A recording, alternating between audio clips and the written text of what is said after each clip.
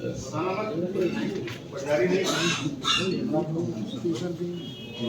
भैया नहीं, कोई फेल नहीं।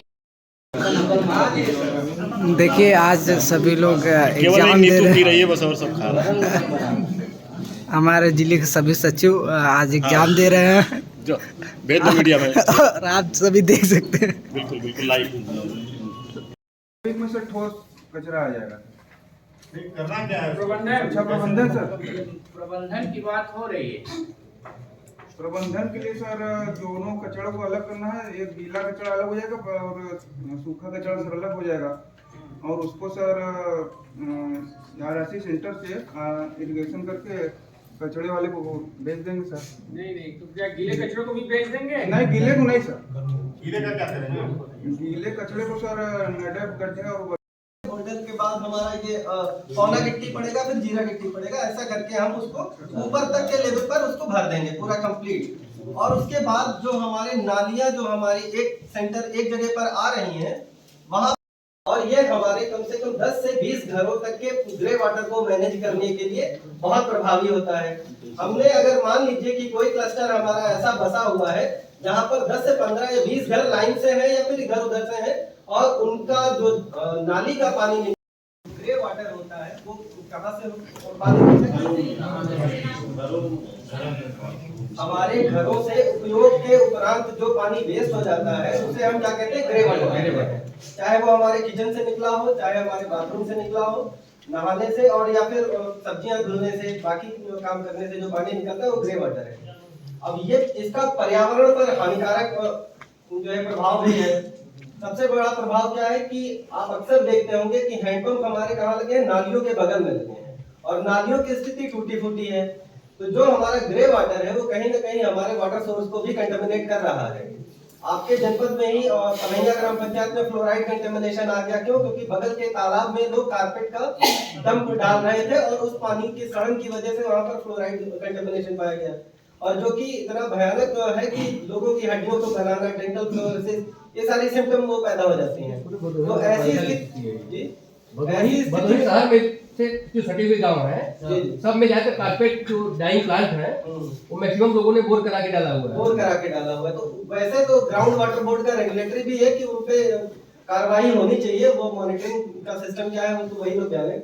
लेकिन जो हमें घरेलू स्तर पर या ग्राम पंचायत स्तर पर ग्रे वाटर मैनेजमेंट करना है तो उसके लिए दो महत्वपूर्ण तरीके हम लोगों को अपनाने पड़ेंगे। एक तो है कि केंद्रीकृत प्रणाली, दूसरा है विकेंद्रीकृत प्रणाली, और दोनों में अलग अलग तरीके की टेक्नोलॉजी लगती है।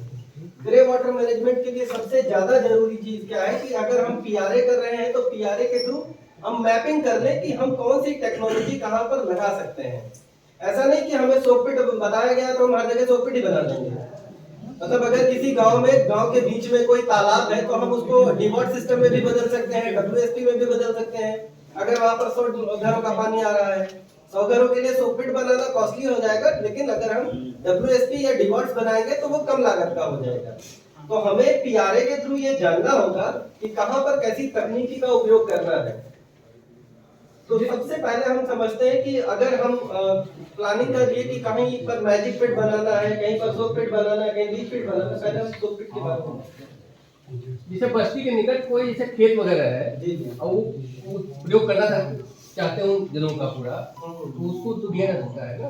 बिल्कुल दिया जा सकता है, लेकिन उससे पहले की संरचनाओं को भी ध्यान में रखना होगा। वो आता है आपका जो किचन गार्डन प्रणाली है, कोई जाने देगा पानी?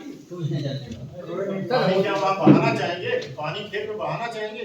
परमानेंट नहीं, डिवाइड करके। जैसे अभी आप नाली बनाइए, हो जाएगा तो आपको अभी बताते हैं कि होता पूरा हमने देखा हुआ। आप आगे चलो, अभी उसी में आएगा। नालियां बनाओ।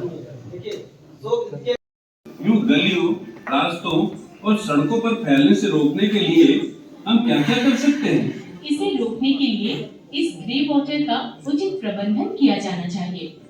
जिस तरह हमारी गांव की पंचायत ने ठोस कचरा प्रबंधन और कम्युनिटी कंपोस्टिंग के जरिए कंपोस्ट बनाने का काम किया है, वैसे ही हम इस ग्रे वाटर प्रबंधन के बाद पानी का इस्तेमाल हम भूजल के स्तर को बढ़ाने के लिए कर सकते हैं। ट्रीटेड यानी उपचारित ग्रे वाटर का इस्तेमाल हम फल और सब्जी के बगीचों, खेती और बाकी कामों जैसे वाहनों को धोने धोने के लिए भी कर सकते हैं।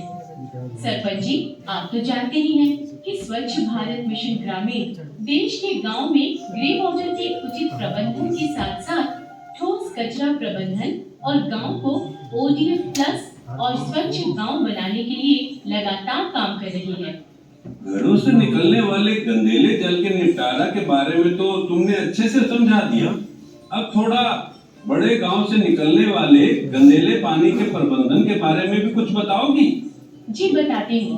हमारे जैसे बड़े गांव में सामुदायिक स्तर पर गंदला जल या ग्रे वाटर उपचार तकनीक का इस्तेमाल किया जा सकता है।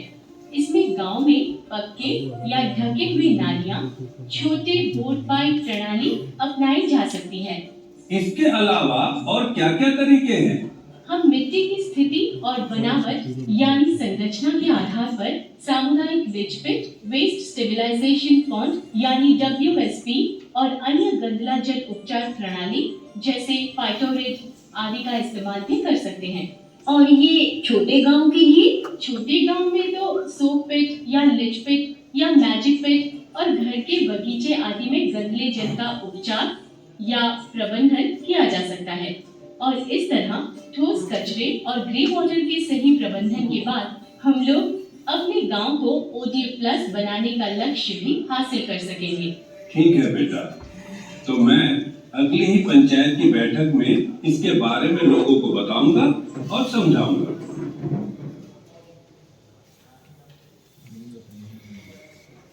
तो आप लोगों ने मैक्सिमम चीजें इसमें जो मोटी बात बना रहे हैं या स्वच्छता कार्यक्रम कर रहे हैं, जब तक हर गांव का हर आदमी उसमें सम्मिलित नहीं होगा या अपने आप में वो जागरूक नहीं होगा, तो वो आपका जो प्रोजेक्ट है या क्लियर हो जाता है PRA के जरिए, IC के जरिए। ठीक है, ये पूरा IC का काम है पूरा। उनकी सहभागिता रहेगी तो वहाँ क्या हो सकता है, उनको हाँ, सबसे बताएंगे तो उनके हिसाब से आप काम करें। इसीलिए ये किया जा रहा है कि PRA स्टेट लेवल और सेंट्रल लेवल से आया है, ये सब पूरी से आया है सेंट्रल से। PRA का उपयोग कचरा पात्र RRT सेंटर बन गए हैं और फिर सरकारी संस्थाओं में इसका क्रियान्वयन भी शुरू हो गया है। राइजिंग में ठोस और तरल प्रबंधन के लिए कार्य व्यवस्था ग्राम पंचायत में हो गई है। जैसे कि ठोस के लिए RRT खड़े हो चुका है और तरल प्रबंधन के लिए जो ग्रे वाटर और ब्लैक वाटर के लिए भी नालियां और फिल्टर चैम्बर वगैरह ये सब सारी सुविधा गांव में हो गई है। और इसको सामुदायिक तौर पे लोग उसका यूज कर रहे हैं और वो सारी सरकारी संस्थाओं में भी ये चैम्बर हो गया है। और इसके बाद आता है मॉडल गांव। मॉडल गांव में ये है कि लोग स्वच्छता के प्रति मतलब जो ठोस और आपसी प्रबंधन इसके प्रति लोग अवेयर हो गए हैं, जागरूक हो गए हैं और वो चीजें गांव में विजिबल हो मतलब कि वो दृश्यमान हो रही हैं कि गांव में स्वच्छता बनी हुई है। उसके लिए नारा लेखन और चित्र के माध्यम से वो जगह पे कराया जाता है जिससे कि लोग ये अवेयर हो कि हमारा गांव स्वच्छ है, वो चीज विजिबल हो तो जानकारी रहे। ये मॉडल है हमारा गांव। इनका बढ़िया है तो इनके लिए क्लैपिंग हो जाए। एक क्लैपिंग तो भाई सिकंदर महान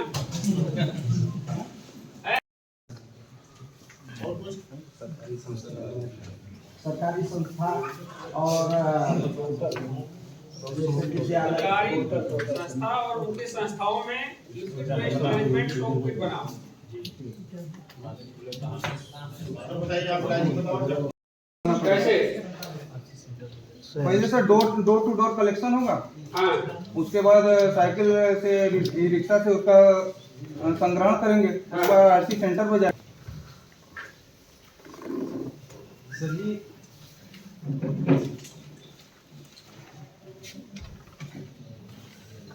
ODF प्लस वाला सर जी नहीं लिखे हैं, ODF का ODF प्लस ही चल रहा है। यहाँ से ODF प्लस ODF प्लस बताओ। शौच मुक्त सही जहाँ जो भी बन गया हो भाई ODF प्लस क्या है? जो आए वही बोलो यार। तुम बताओ, तुम अपनी भाषा बताओ। आपके दिमाग में क्या आ रहा है OJ प्लस में क्या क्या चीजें होनी चाहिए क्या दिमाग में आ रहा है? उसमें से कि जहाँ ये ठोस और तरल जो भी है उसका निस्तारण का जो वो बन गया और स्कूल है या फिर विद्यालय वहाँ पे भी शौच मुक्त हो गया हो। बाहरी इलाके में है ना? तो 108 गाँव तुम्हारे हो गए?